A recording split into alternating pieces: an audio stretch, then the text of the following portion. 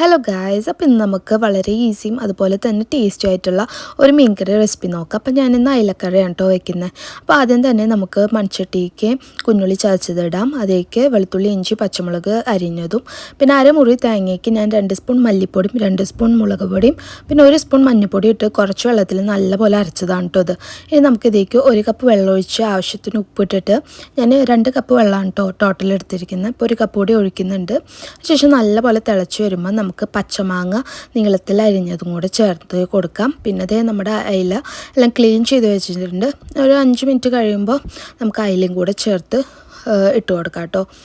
അങ്ങനെ ഇതേ നല്ലപോലെ തിളച്ച് വരുമ്പോൾ ഇങ്ങനെ ജസ്റ്റ് ഞാനൊന്ന് പാത്രം ഷേക്ക് ചെയ്ത് കൊടുക്കുന്നുള്ളൂ കേട്ടോ. നമുക്ക് മൂപ്പിച്ചിടാനായിട്ട് ഇതേ എണ്ണയ്ക്ക് കുഞ്ഞുള്ളി ചെറുതായിട്ട് അരിഞ്ഞത് ഞാൻ ഇതേ ഒരു ബ്രൗൺ കളർ ആവുന്ന വരെ ഒന്ന് വാട്ടിയെടുത്തിട്ടുണ്ട്. ഇനി നമുക്ക് മീൻകറിയുടെ മേലെ അത് ഇട്ട് കൊടുക്കാം. അപ്പോൾ നമ്മുടെ മീൻകറി ഇവിടെ ഓൾ സെറ്റാണ് കേട്ടോ. അടിപൊളിയാണ്. എന്തായാലും എല്ലാവരും ഒന്ന് ട്രൈ ചെയ്ത് നോക്കണം. അപ്പോൾ അടുത്തൊരു വീഡിയോ ആയിട്ട് വരുന്നവരെ എല്ലാവർക്കും ബൈ ബൈ.